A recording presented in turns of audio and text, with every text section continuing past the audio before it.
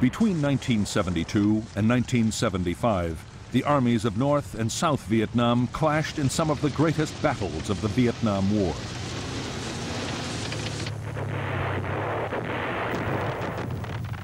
Twice in 3 years, the government of the North launched full-scale attacks against the American-backed South.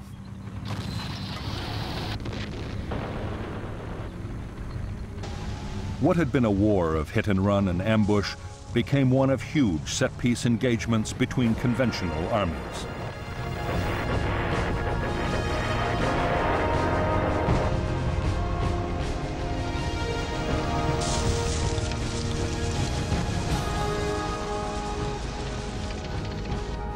The South Vietnamese army, backed by American air power, repelled the North's first onslaught.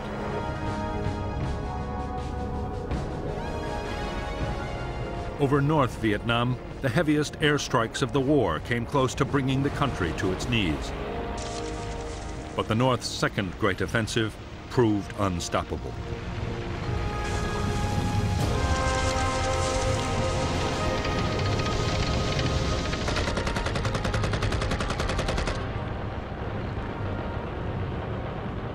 The American strategy had been to arm and train the South Vietnamese to defend themselves. American combat troops had gone. For South Vietnam, the result was catastrophe. In a fierce campaign lasting 4 months, North Vietnamese tanks smashed their way to the gates of Saigon.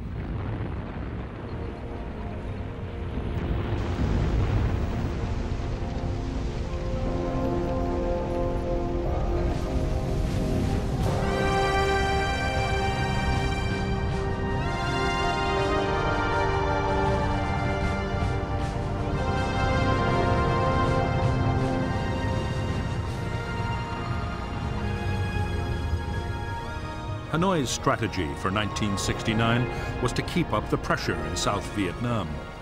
While negotiations were going on in Paris, they meant to improve their position on the battlefield.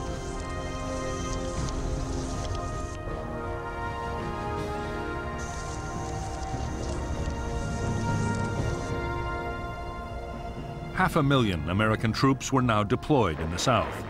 In February 1969, in an echo of the Tet Offensive the previous year, their bases were the targets of a major Viet Cong offensive. 1,140 Americans died. The newly inaugurated President Richard Nixon and his national security advisor Henry Kissinger immediately ordered retaliation. American B-52 bombers dropped 500,000 tons of bombs on Viet Cong base areas along the Vietnam-Cambodia border in a secret campaign codenamed Menu. Congress was not informed, and the flight logs and target destinations were falsified to hide the fact that the bombs were falling on Cambodia, a neutral country. At the same time, U.S. and South Vietnamese troops began to advance towards the Cambodian border.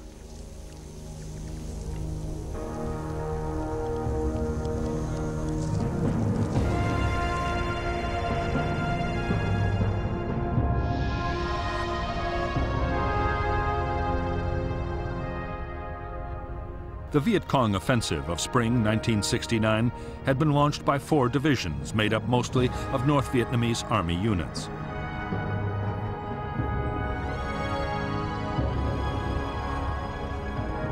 After bitter fighting, the NVA battalions pulled back.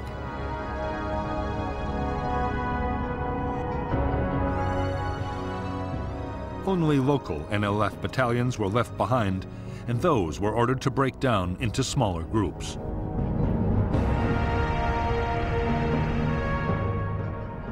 In turn, big American units were also broken down and spread out over a wider area of countryside.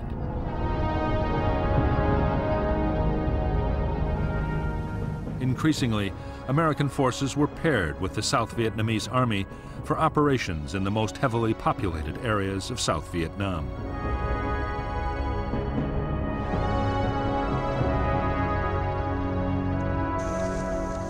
In April 1969, a gruesome benchmark was reached which added to the pressure for Vietnamization. U.S. combat deaths surpassed the 33,629 men killed throughout the Korean War.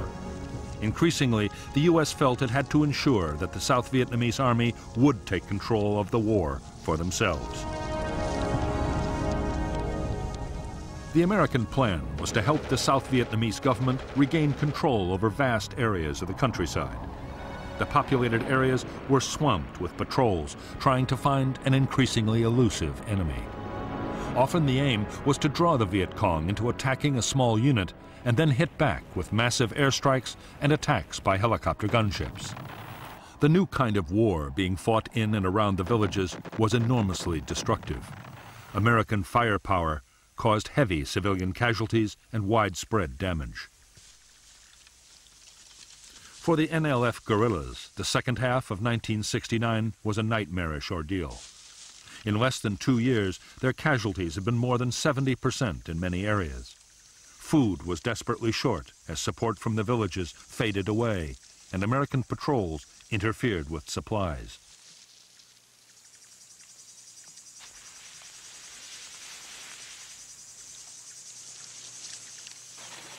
Meanwhile, the Phoenix program, a campaign run by the American Central Intelligence Agency and staffed by American and South Vietnamese soldiers, killed up to 40,000 people suspected of being NLF sympathizers. Thousands more were tortured and imprisoned. In that year, desertions from the NLF and NVA were over 28,000. However, morale in the South Vietnamese army was no better, with the number of desertions reaching almost 110,000. While South Vietnamese government forces fought to wrest control of the villages from the NLF, American planners turned their attention to Cambodia. Already the secret bombing campaign ordered by the American President Richard Nixon was well underway. Up to now, American ground forces had been banned from mounting operations into Cambodia. The country was legally neutral, and its leader since the 1950s, the flamboyant Prince Sihanouk, had played both sides. Sometimes an ally of the Americans, he also allowed the NVA to route the southern part of the Ho Chi Minh Trail through his kingdom and maintain their base areas along the heavily jungled eastern border with Vietnam. Then, in March 1970, there was a CIA-backed coup to oust Sihanouk. The new government, led by Lon Nol, immediately moved to eject all Viet Cong and North Vietnamese troops from Cambodian soil. Operations by the Americans and the South Vietnamese would follow.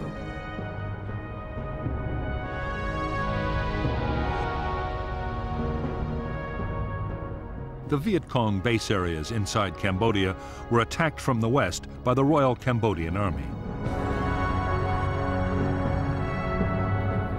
North Vietnam quickly diverted army units to defend them.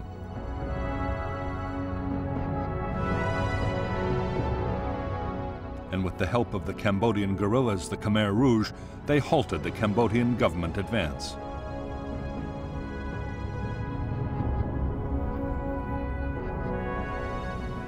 Meanwhile, the Americans and the South Vietnamese had deployed powerful forces on their side of the border.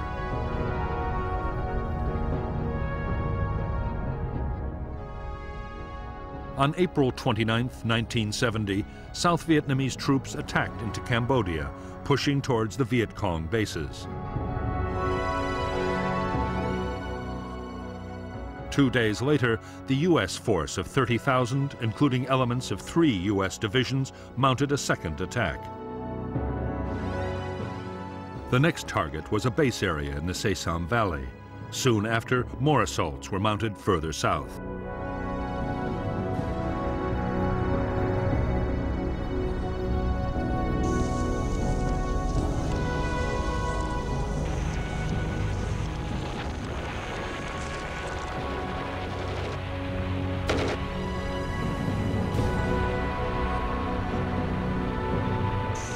Operations in Cambodia lasted for 60 days. American and South Vietnamese troops uncovered vast jungle supply depots. They captured 28,500 weapons, as well as over 16 million rounds of small arms ammunition and 14 million pounds of rice.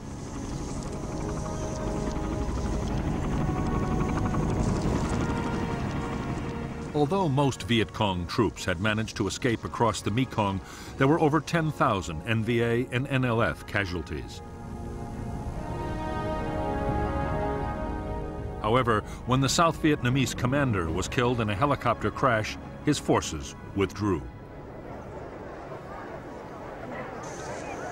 When news of the Cambodian incursion broke in the United States, there was public outcry. Many believed that in spite of President Nixon's promises to get out of Vietnam, he meant to expand the war.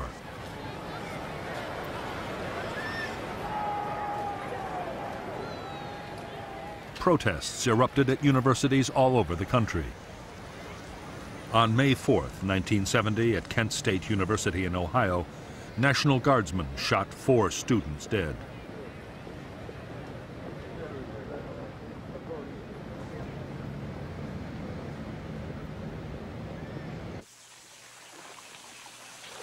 The deep divisions about the U.S. role in Southeast Asia were having a powerful effect on American troops in Vietnam. Opinions about the war were divided, sometimes bitterly, as they were at home. Added to the conflict were growing tensions between the races and between social classes. It was a volatile and sometimes dangerous mix.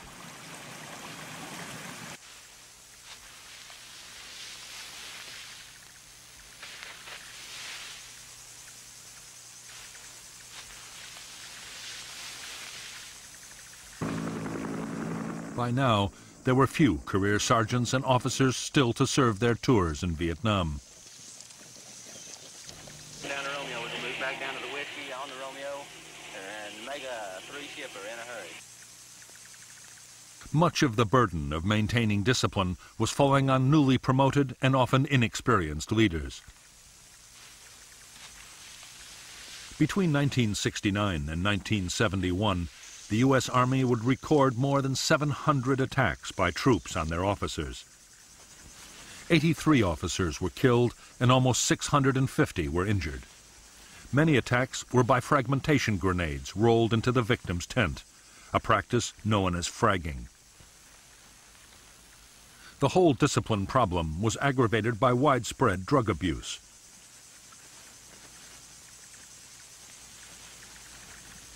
In 1971, fewer than 5,000 soldiers needed hospital treatment for combat wounds, but more than 20,500 were treated for serious drug abuse.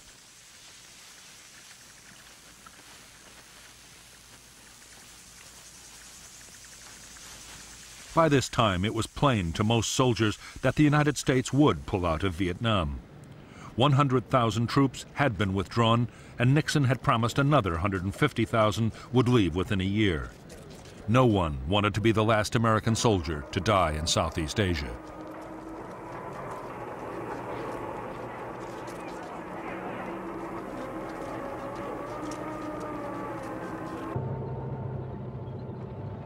By the end of 1970, North Vietnam had replaced many of the losses suffered in the fighting of the previous year.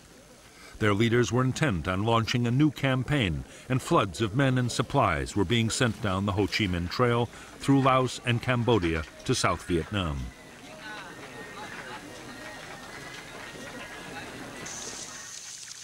The buildup was soon detected by the Americans.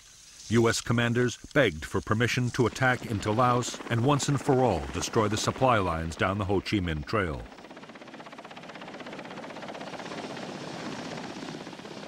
Their hopes were quickly dashed. The U.S. Congress banned any American ground operations beyond the borders of South Vietnam.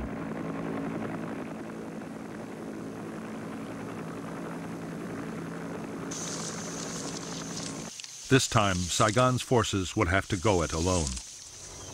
If successful, the administration argued, they would gain 2 years in which to build the South Vietnamese army.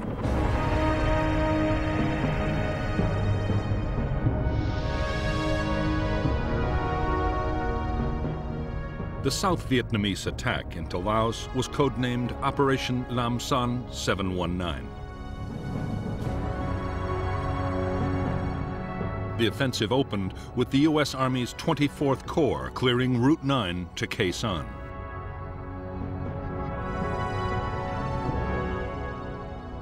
On February 8, 1971, 3 South Vietnamese Army divisions, about 17,000 men, supported by armor and a ranger group, attacked across the border. However, they were advancing into an NVA trap, carefully planned and with well-coordinated defenses. The targets were 2 major North Vietnamese Army bases, known as 611 and 604.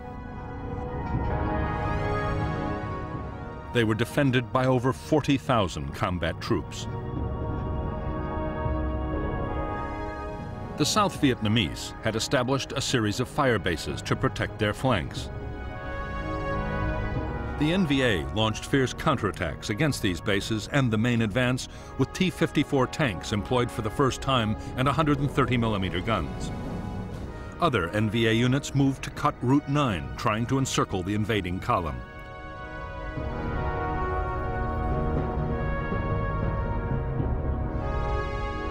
Two South Vietnamese battalions were eventually airlifted into Tec Pon.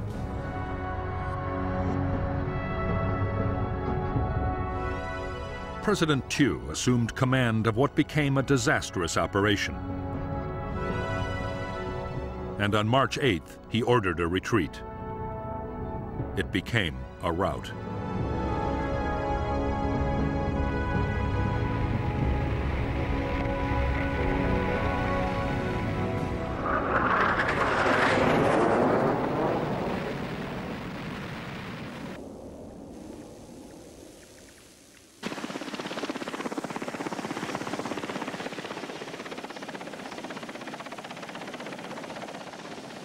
More than 9,000 Southern troops were killed or wounded.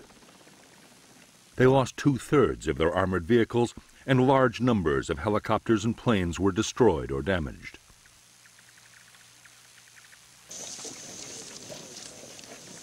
A crucial test of the South Vietnamese Army's ability to fight without American support had ended in humiliation.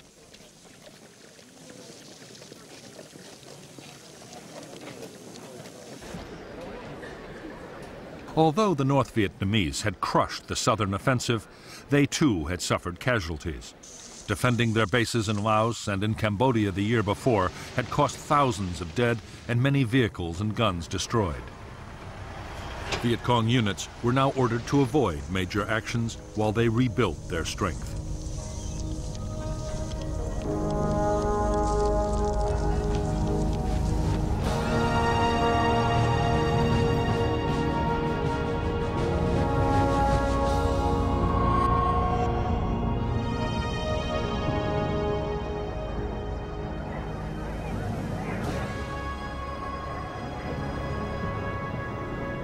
Since the death of Ho Chi Minh in September 1969, Prime Minister Pham Van Dong, Le Duan, the Communist Party leader, and General Giap, the defense minister, were determined not to abandon Ho's legacy.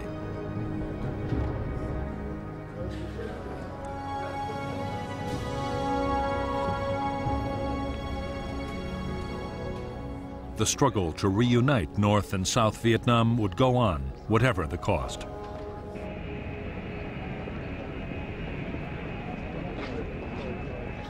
Since the Americans had begun to withdraw troops from the South, Northern leaders had been faced with a dilemma. Should the North wait to mount another major offensive until after the Americans had gone, or should it keep up the momentum?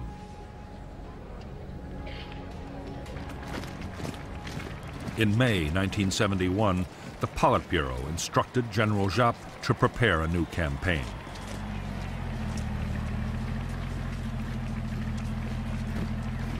For some time, the North's strategy had been to fight and negotiate at the same time.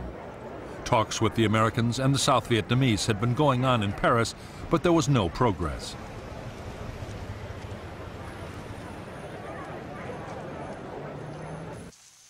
Northern leaders now believed that a victory on the battlefield might break the stalemate. At the very least, it could prove to the Americans that their policy of Vietnamization was not going to save the South.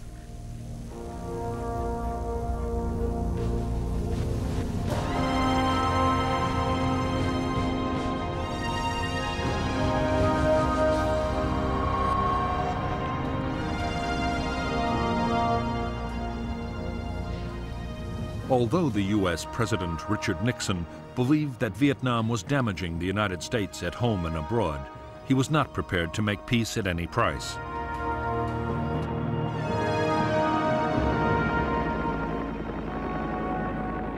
Nixon feared a climb down would dangerously weaken America's credibility as an ally in the eyes of the world.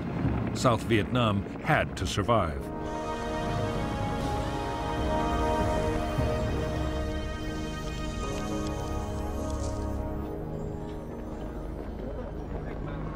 As well as the formal peace negotiations in Paris, there were also secret meetings between Henry Kissinger, Nixon's national security advisor, and the North Vietnamese.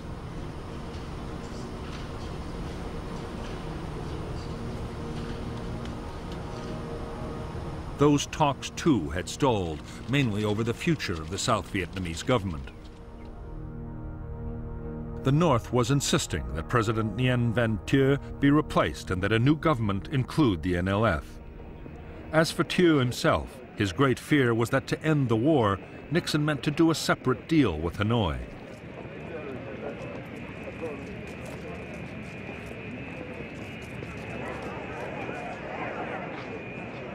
In fact, Nixon and his advisor, Henry Kissinger, were looking not to North Vietnam, but to Moscow and Beijing. Nixon's hope was that the Chinese or the Russians would put pressure on the North Vietnamese to compromise. In February 1972, he embarked on the first visit by an American president to Communist China.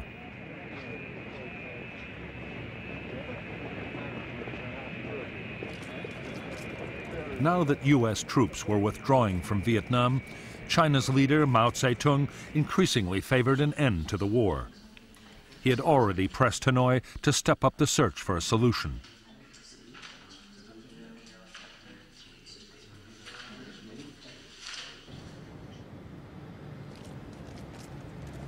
Neither Nixon nor his advisors were aware of it, but because of centuries of mistrust, North Vietnam had no intention of listening to the Chinese.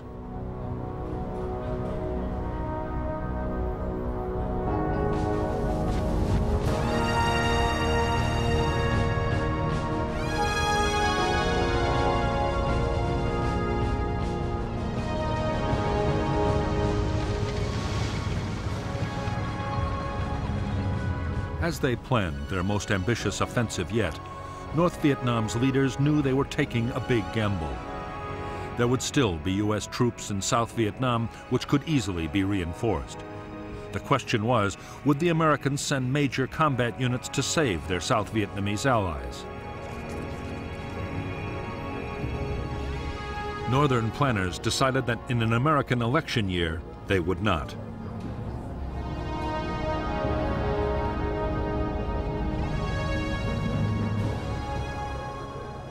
The success of the coming campaign would depend on assembling huge quantities of weapons and supplies. That meant more aid from both the Soviet Union and China.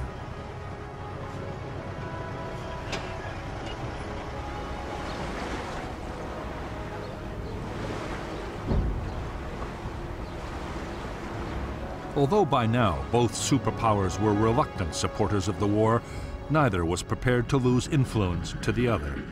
As a result, the North succeeded in getting increased arms deliveries from both Moscow and Beijing.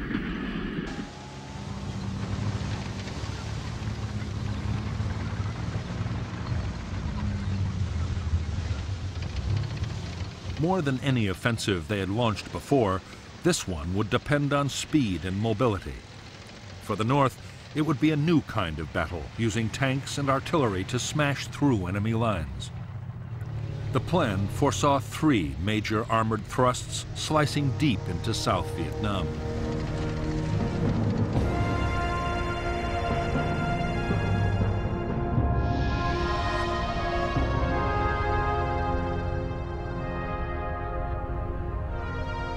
The first North Vietnamese attack would cross the demilitarized zone, separating North and South, and push east from Laos. 2 whole provinces and the cities of Quang Tri, Hue, and Da Nang would be captured.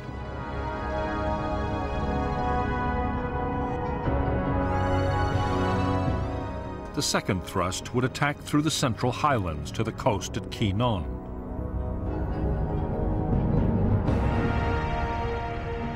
The third assault would strike from Cambodia and capture An Lac.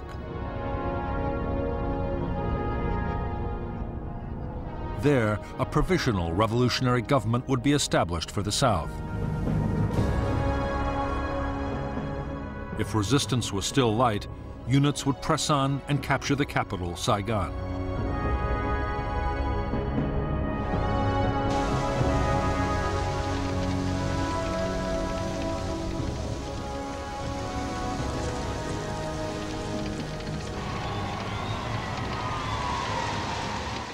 North Vietnamese commanders knew that attacking the south in 3 different places was a risky plan. In none of the attacks would they have an overwhelming superiority of troops over the enemy. However, General Giap believed that multiple thrusts would keep the south guessing about what might come next. Southern units would be forced to stay on the defensive, isolated and scattered. Giap could then defeat them division by division.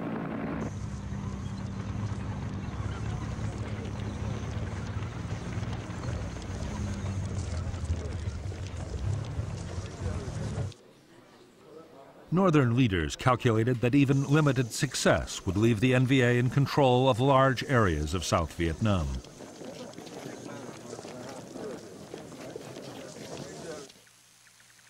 The NLF would then be able to re-establish political control over the countryside.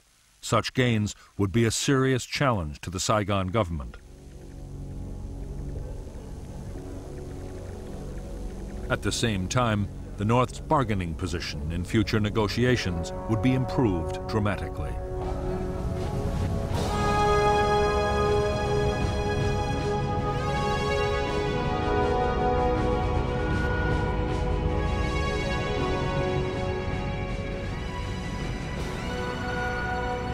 By January 1st, 1972, only 133,000 U.S. servicemen remained in South Vietnam. 2/3 of American troops had gone in 2 years. Australian and New Zealand contingents were also about to leave, and South Korean forces had already begun to return home.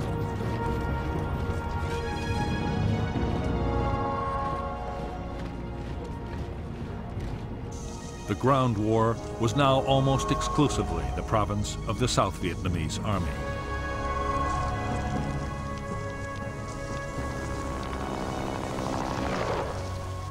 As Vietnamization had gone on, U.S. field commanders had been under orders from Washington to keep American casualties down. Most operations were now defensive, designed to protect U.S. bases from mortar and rocket attacks.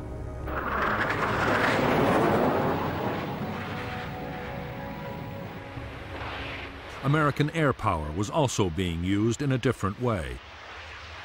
U.S. fighter bombers were still mounting vigorous attacks on the Ho Chi Minh Trail in Laos.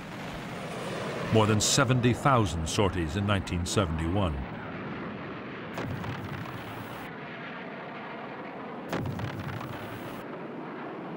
But American air activity in South Vietnam had fallen dramatically. There, the South Vietnamese Air Force was expected to look after most ground support operations.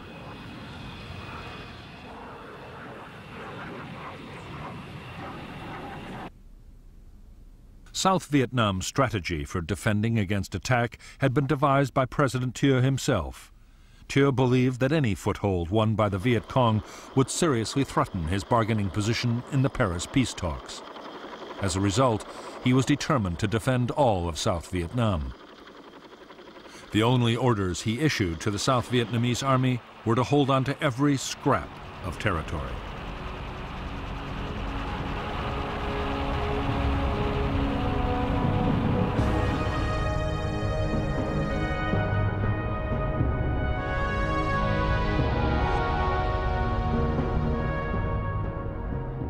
The front line of the South Vietnamese Army's defense was a string of forts and outposts along the borders.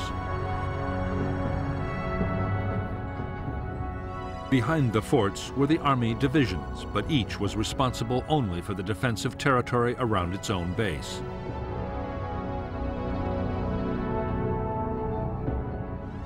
The South's Joint General Staff also held a reserve of airborne and marine troops to act as a fire brigade in the event of an attack. The defense would be backed up by American strike aircraft, U.S. carriers in the Gulf of Tonkin, and B-52 bombers.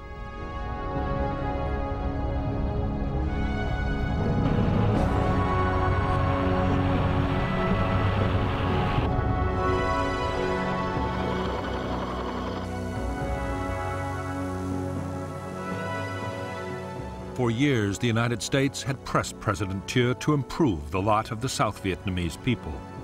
Only then, the argument went, could support for the NLF in the countryside be undermined.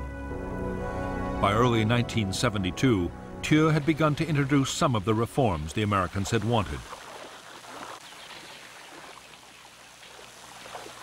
Thieu introduced a program to give peasants ownership of the land they tilled. A school was established to train local headmen to administer their villages.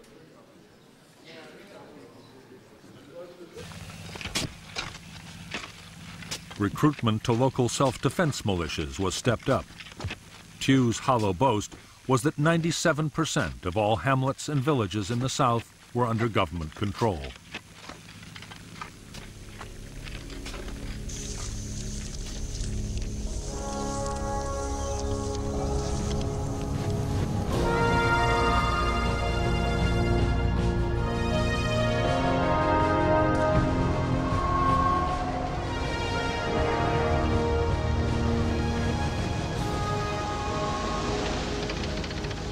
By the eve of the planned offensive named Operation Nguyen Hue, after an 18th century national hero, the North Vietnamese army had been transformed. It now had fully equipped armored regiments. Artillery forces had been strengthened. From weapons to radios, all the frontline divisions were better equipped than ever before.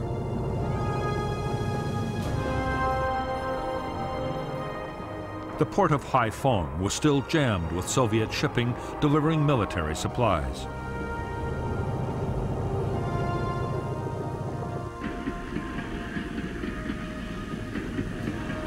With the American bombing of North Vietnam long over, trains loaded with troops, tanks, and field guns could move with no risk from attack.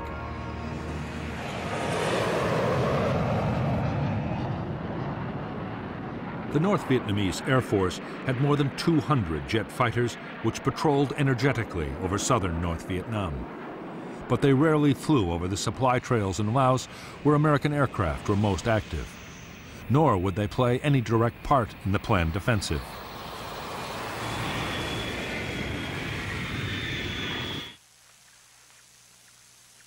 Instead, very large numbers of anti-aircraft guns had been deployed to cover the supply lines and assembly areas.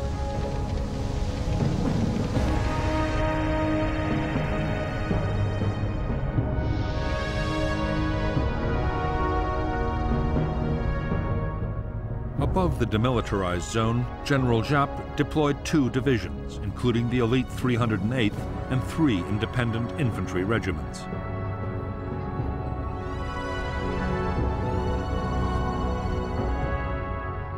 The infantry were backed by tank, artillery, and sapper regiments.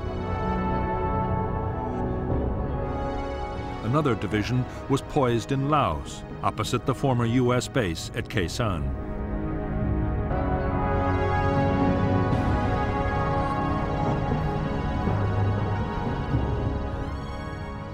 In the early months of 1972, the North Vietnamese infiltrated a division supported by independent infantry regiments into South Vietnam. Another 2 divisions were already on the coastal plain. More divisions were deployed on the western border.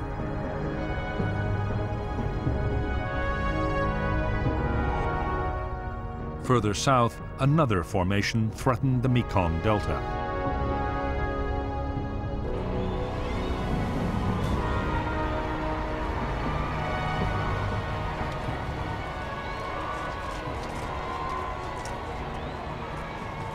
Until now, North Vietnam had been fighting an infantry war.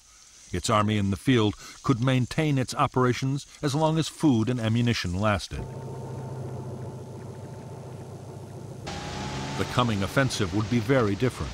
A modern conventional battle of firepower and maneuver would pose a whole range of completely new problems.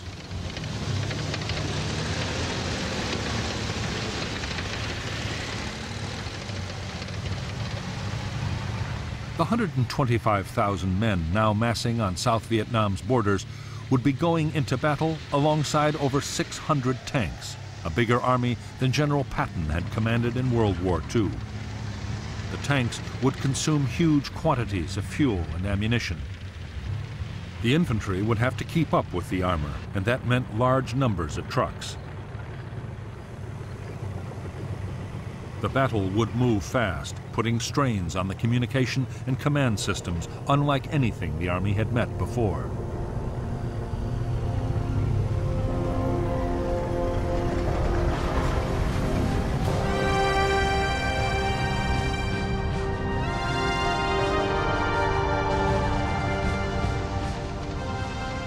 The main North Vietnamese Army tanks were the Soviet-designed T-54 and T-72, and their Chinese copies.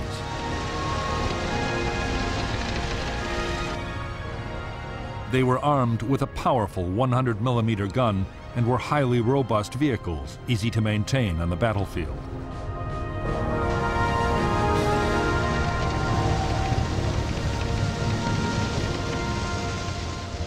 Some units were also equipped with the World War II vintage T-34 tank. The T-34 was armed with an 85mm gun and was even simpler to operate and look after.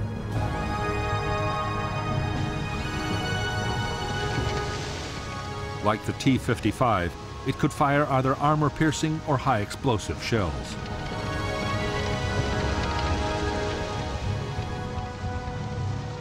The NVA also deployed a light tank, the PT-76. It was armed with a 76mm gun, and it was amphibious. The ability to cross rivers and canals would make it a especially valuable weapon in the lowlands of South Vietnam.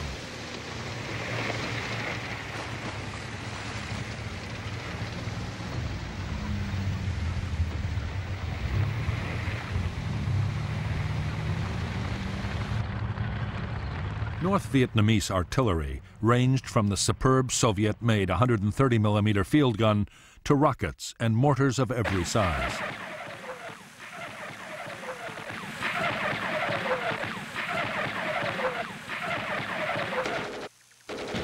All infantry units had their own air defense artillery and machine guns. There were also specialist air defense units.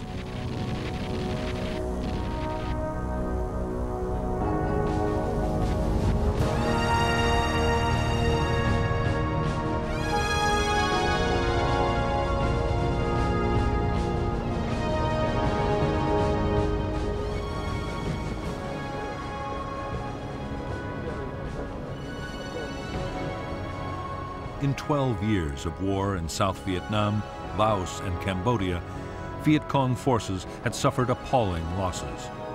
By early 1972, over 600,000 North Vietnamese Army troops and NLF had died. As well as those killed in battle, many thousands had perished from disease and American air attacks on the long journey down the Ho Chi Minh Trail.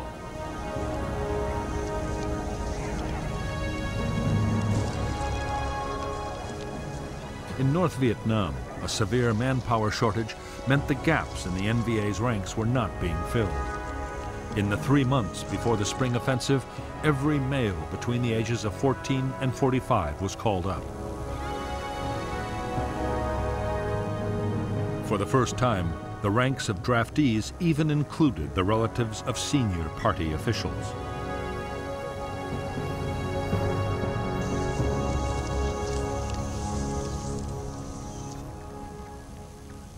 The NLF in South Vietnam was also suffering a manpower crisis. Saigon government troops and officials seemed to be everywhere, making it difficult for NLF recruiting teams to operate. Even the ranks of local guerrilla units were being boosted by North Vietnamese regular troops.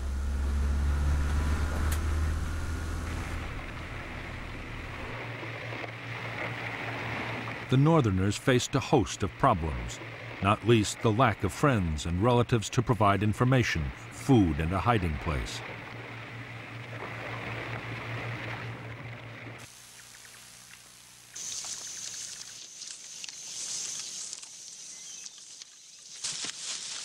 The ever-increasing dominance of the North Vietnamese over the NLF was causing real tensions in Viet Cong units. Many NLF members believed the North no longer saw them as equal partners. There was a growing fear that once victory was achieved, Northerners would simply take over the South. In every unit, political officers worked hard to ease friction between NVA troops and their Southern comrades.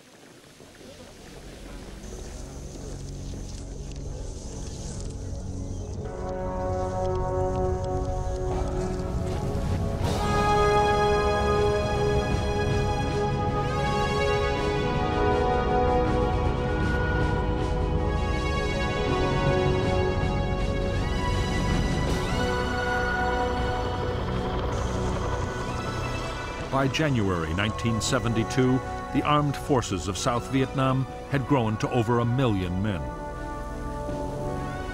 The Americans' Vietnamization program was in full swing, with a massive equipment and training effort. The Army's supply and logistics system was also being built up to cope with a whole new scale of operations.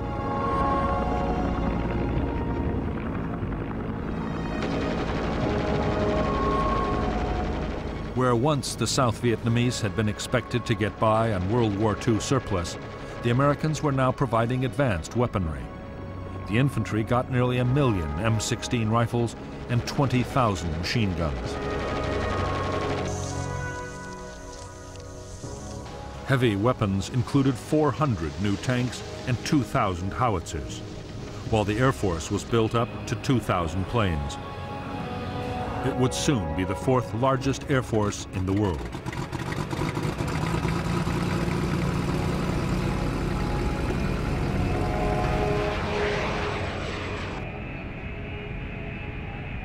Transforming the South Vietnamese army into a modern fighting military machine was not proving easy. American tanks, helicopters, and aircraft arrived with their maintenance manuals in English. South Vietnamese personnel, training to be technical specialists, had first to go through language school. Most American advisors agreed that building up the South Vietnamese armed forces into a credible defense was going to take more time than anyone had realized.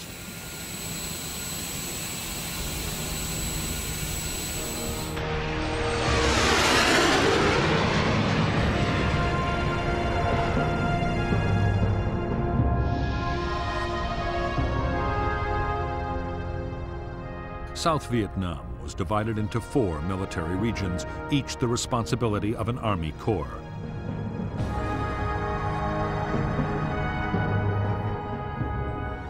Altogether, the South fielded 11 infantry divisions and an airborne division, 3 Marine brigades, 10 ranger groups, and 4 brigades of tanks. The Air Force deployed 9 squadrons of combat aircraft, 14 of helicopters, and 3 air transport squadrons.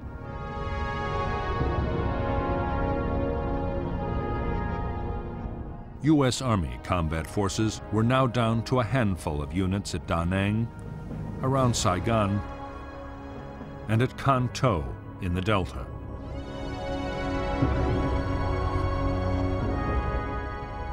The Air Force also had 2 tactical fighter wings, a reconnaissance wing, and a B-52 wing in Thailand.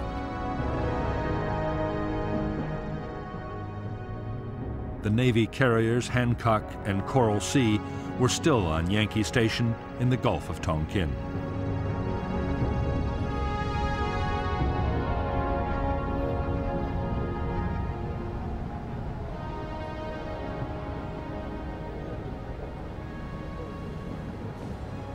By early 1972, many of the 133,000 U.S. ground troops in South Vietnam were occupied closing up bases and preparing to withdraw. But aviation units of the Army, Navy, and Air Force were still operating, as were logistics and communications specialists. So were 1,400 Army and Marine advisors attached to South Vietnamese units.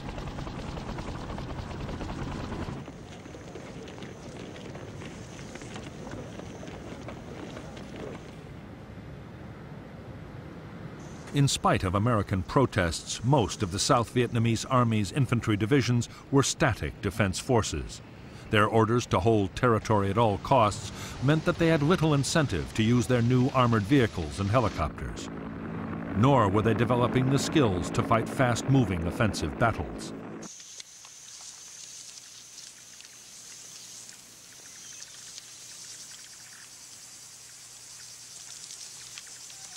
Because the Army's infantry divisions had their own territory to defend, they had grown increasingly settled. The divisional bases were soon surrounded by shanty towns as soldiers' families set up home close by.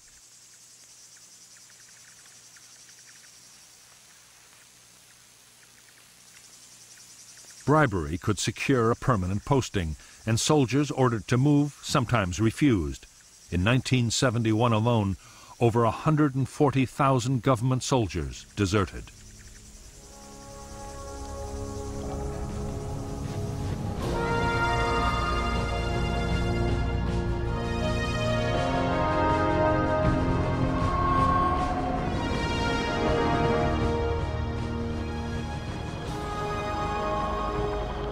In the battles ahead, Southern forces would be faced with large North Vietnamese armored formations for the first time in the war.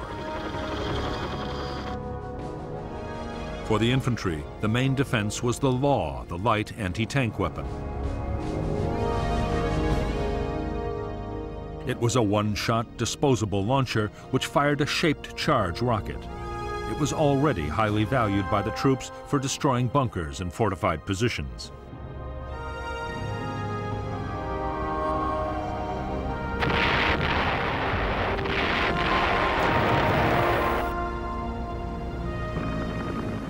It was the Americans who still had the most mobile and powerful anti-tank defense. The TOW was a wire-guided anti-tank missile, often mounted on a helicopter gunship. It had a range of more than 3,000 meters and was highly accurate.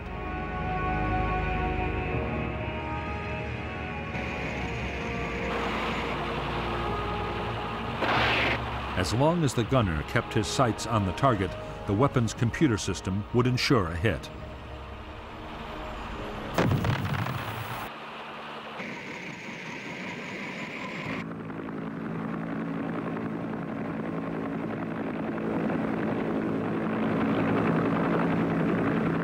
The most effective helicopter gunship in American service was the Huey Cobra. It was a revolutionary design. The gunner sat in front with the pilot above and behind. The Cobra was fast, able to fly at over 200 miles per hour and highly maneuverable.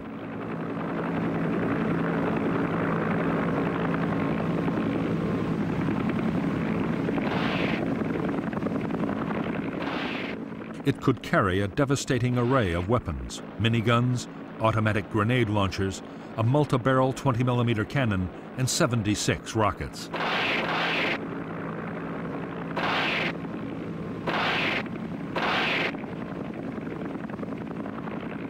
American gunships and the South Vietnamese Air Force's attack planes would provide most of the support for ground troops.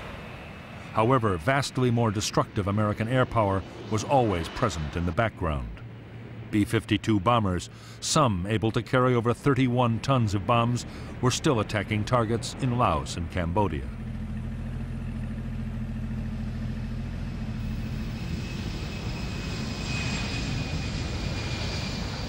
The Americans also had the most advanced supersonic strike aircraft in the world.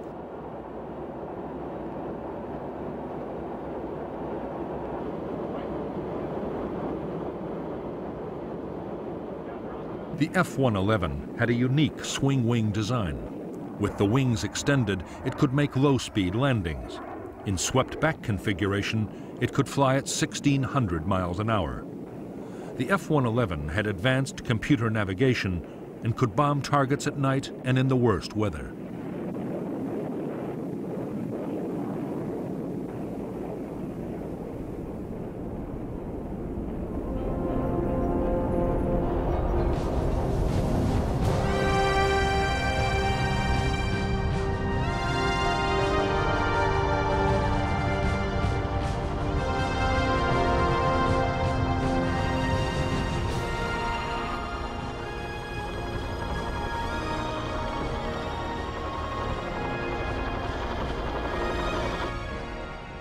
Most major South Vietnamese Army units still had American military advisors.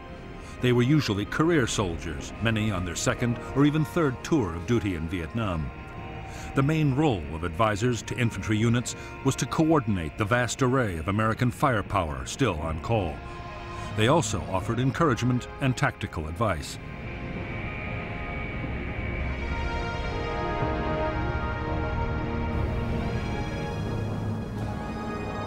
In some units, the advisor's presence had an unforeseen drawback. Many South Vietnamese field commanders came to rely heavily on the Americans' military skills.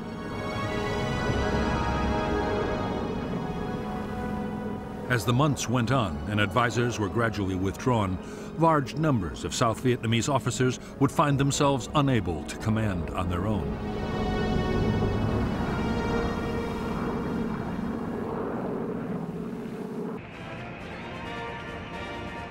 For years, one of the biggest American complaints about their allies was the way promotions were awarded in the South Vietnamese Army. Political patronage was rife. The social connections of senior officers were far more important than their professional competence.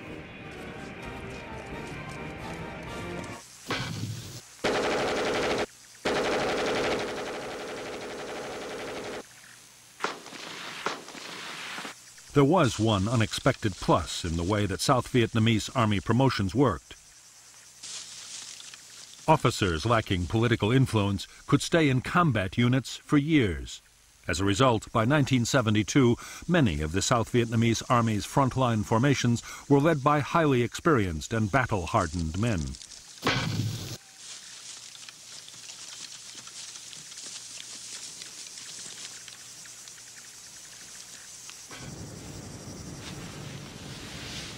Amongst the many problems besetting the South Vietnamese armed forces, poor training was one of the worst.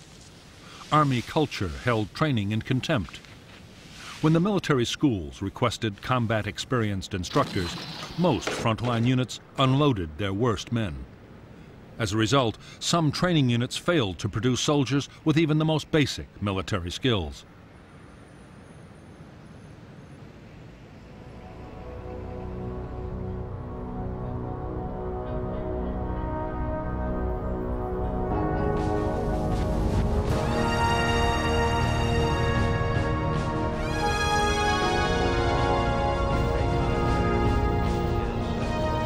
President Nixon meant to follow his triumphant visit to China by next going to Moscow.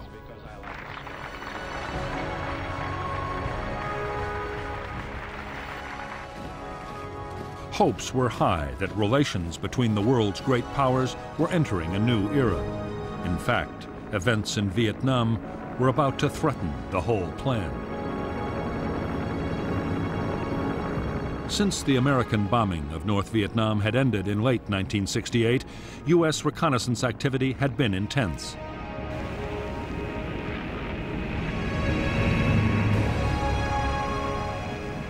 As well as conventional reconnaissance planes, the Americans deployed the top-secret Blackbird. The SR-71 could fly at 2,000 miles an hour and operate at 70,000 feet, well above anti-aircraft defenses.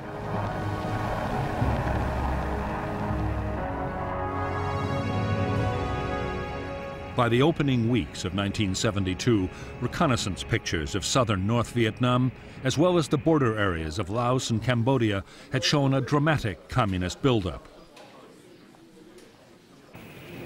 They photographed 7,000 to 8,000 trucks waiting in supply depots ready to go. The American response was to launch heavy airstrikes against the troop concentrations.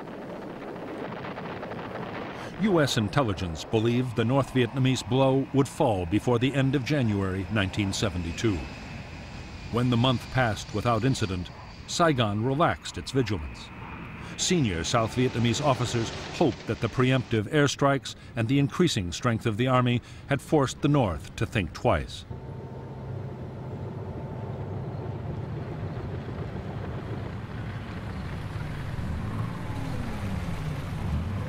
So confident were the Americans that the U.S. Defense Secretary, Melvin Laird, told Congress that a major communist offensive was not a serious possibility.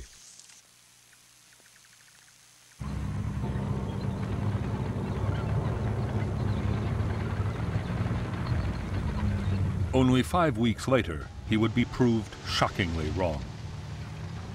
By late March 1972, in hundreds of North Vietnamese Army command posts and dugouts, the countdown had already begun.